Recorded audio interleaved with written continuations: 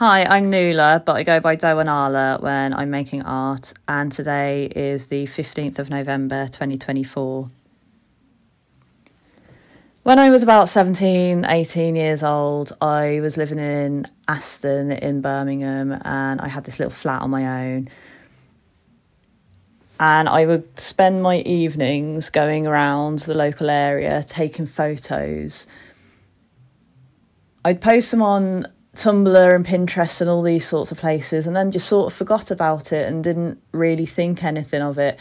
And at the time I didn't have great access to the internet. Just in general, I didn't have access to a lot of things. It was quite a sort of lonely, angry and like melancholic part of my life where everything sort of felt quite distant and empty. And I think that comes through in the photos. And I think that's probably what struck a chord with people, because years later I discovered that they'd gone viral and that they were a staple in that sort of 2014 era of kind of like that sort of photo that went round on the internet at the time. You would know what I mean if you if you had a Tumblr blog around then. Like hundreds of thousands of people particularly on Pinterest, had seen these photos and reblogged them and interacted with them. And for years I was having to put in, I'd spend a couple of hours every month putting in copyright requests to get them taken down because other people had reposted them without my permission and all this sort of stuff. And what I find the most interesting about that is it's the art project that has by far reached the most people out of all the art projects that I've done. And it's the one where I think I come through the best in terms of I sort of communicate a series of things that are difficult to communicate through these photos. And that is what I've always wanted to do with my art. And yet it just has had absolutely no impact on my career trajectory at all. I don't mention it to anyone I work with on a day-to-day basis. I don't use it in my portfolio. It's just sort of something I did, and it's just kind of out there. It's really interesting. It's sort of I like that. It makes me kind of happy, and it's helped me understand a lot of the challenges that I've faced since then. A lot of the challenges I've personally found working professionally as an artist is that you do get warned about all these horrible things you're going to face. But what happens if those aren't your problems? If those were the things that are easy to overcome? Well, you think, okay, great, I'm going to have an easy ride. But no, that just makes you vulnerable in different ways. And that was what I wasn't warned about. There are a lot of things that I kind of just managed to deal with because of my background, because I'd sort of been living on my own so young, and because I'd faced a lot of hardships during that period. When it came to forging a career as an artist, that didn't seem that much harder. But then that kind of left me trapped in the art industry, and I've spent most of my 20s trying to escape from it and trying to break out, which is just the opposite of what I thought I'd be doing. And no one warned me about that. I didn't understand that it wasn't a case of I would try and be an artist and either I would get that and it would be great, or I wouldn't get that and I would have to fall back to something else. I didn't realise that I'd get it, and then by getting it, it meant that I was almost sort of stuck there.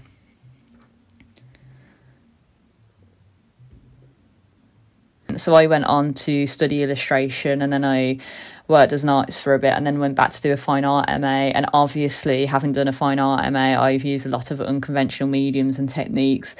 I think the most infamous one I did was in the aftermath of my MA. So I'd studied at the art school I went to for 4 years total, and I'd also been a student union rep, and I'd been quite an effective student union rep. I ended up requesting my personal data from the art school, and the file came to me, and the file was so big I had to measure it in kilograms. It was 4 point something kilogram, and a lot of that wasn't because they'd collected massive amounts of data. A lot of it was because of how disorganised the file was. And I got to see all the things people said that they never thought that I would read, or indeed anyone else would read.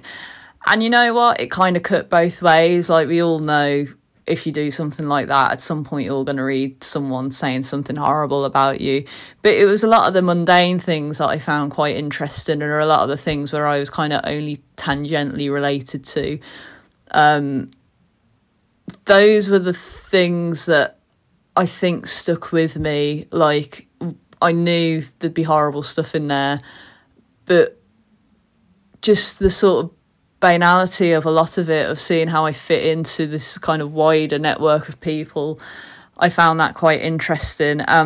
So I took that file and I basically just turned it into an art installation. I got all the pieces of paper and I stuck them up on the walls in this empty studio, and the walls were quite tall, and obviously all these papers, there were so many of them and it was so disorganised anyway, and people would come in and they would just be, I got such strong reactions out of it. And a lot of these reactions were just like, oh my God, this is so overwhelming. Like, a lot of people knew what I'd been going through. But to see it mapped out like that really kind of hit home. It's difficult picking one best reaction to my artwork because I've had so many different motivations for making artwork over the years. I think consistently one of my favourite ones is when the reaction is that it makes someone else want to make art. I remember that being quite a motivator when I was younger. And nowadays, now I'm at the point where I don't have that trigger in me so much anymore. Like, the desire to make art just doesn't seem to be there in a way that it was about a decade ago. To be able to trigger it in someone else instead sort of almost feels like a bit of a workaround.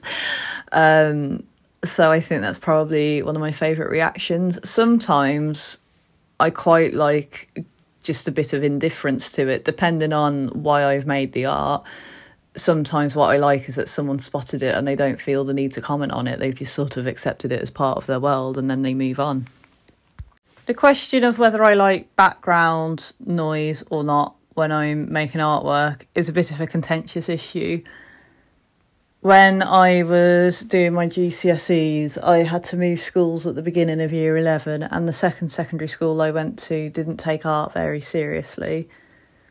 It wasn't even a DOS session. It was, we all went in and it was treated like a mini club. We'd be playing music really loudly, and back then the average 15-year-old in Birmingham, we were listening to pop music, which was very lyric heavy. Like, the lyrics would carry the music, and if we weren't listening to that, we were listening to rap music. But that was a lot to consume and a lot to take in, and it was difficult when the music was so loud to then be on output mode and focus on making art, especially when you're at that age and you're so inexperienced and you don't have the muscle memory that you need. You really have to think about what you're doing, and I just couldn't do it, and it was so frustrating. It got to the point, like, you know, I'd be turning the music off, or I'd be trying to put on different music, and then someone would come back and they'd be getting annoyed. Like, things in the classroom got so heated. At one point we had a physical altercation and I just started truanting again because I was so sick of it. I ended up getting a D in my art and design GCSE, but it didn't even have anything to do with that. It had to do with like the bureaucracy of moving schools and my coursework getting stuck in limbo. So yeah, I mean, nowadays it depends on what I'm doing. If I'm like, I prefer to have background music, but or background noise even, but if it's the wrong noise, then I would prefer silence. A lot of the tasks that I'm doing can be very repetitive, and that's quite satisfying. But if you're working full time as an artist, it's very easy to get stuck in your own head, and you need background noise as a way to stay grounded in reality. I don't actually have any upcoming events, which I'm secretly quite pleased by. I almost sort of feel like semi-retired at this point, which is a ridiculous thing to be saying when I've not hit 30 yet. But I feel like I've been in output mode for so long now. I just want to withdraw for a bit. And recently I've finally managed to get to a point where I can do that. And I'm very excited for that. And I want to see where my art practice goes next. I like the idea that it can become a hobby that I take very seriously, and it's a skill that I have that can complement other things that I do, but it's not my main identity and it's not my profession and it's not like my livelihood. I'm really looking forward to that phase of my life. As I said, I go by Damhán Alla when I'm making art, so I'm on Instagram, and I do have a website as well, and I do just sort of generally float about. So that's where I'm at if you want to keep up to date with my practice. Yeah, thanks for the interview.